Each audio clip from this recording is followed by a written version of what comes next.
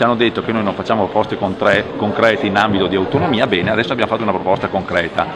Questa proposta ha vantaggi per tutte le regioni a statuto ordinario, non ci sono motivi tecnici, giuridici o economici per bocciarla. Se lo Stato non la prenderà in considerazione, abbiamo altre armi come il referendum per l'indipendenza, cioè o cominciamo a dialogare tra persone serie e ci diamo risposte alle richieste che facciamo, oppure gli strumenti li abbiamo e li useremo di sicuro.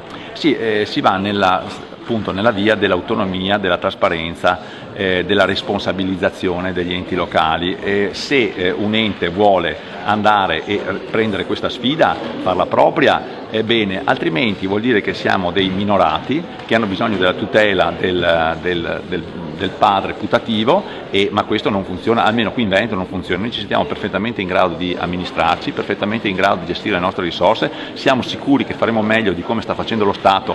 I numeri di finanza pubblica dello Stato sono scandalosi a dir poco, di conseguenza non c'è alcuna scusa, o vengono recepite queste richieste che facciamo, oppure l'alternativa è quella di chiamare i veneti al voto e di vedere se vogliamo diventare indipendenti e staccarsi a questo Stato che di risolvere i nostri problemi non ne ha alcuna intenzione. 13 miliardi di euro di bilancio, noi abbiamo libertà di scelta su 50 milioni, voglio dire, come dire su uno stipendio di 1.500 euro avere la possibilità di gestirne 2,5 euro, così si capisce che è ridicolo. Allora ciò significa che la Regione oggi non è un ente che può fare politica, a differenza di quello che dice la Costituzione italiana. Allora, se la Costituzione ha un valore, ci devono dare delle imposte da gestire; se la Costituzione è solo un insieme di slogan, ne prendiamo atto e faremo, come ripeto per l'ennesima volta, un bel referendum per chiedere ai veneti se vogliono diventare indipendenti e staccarsi da questo Stato.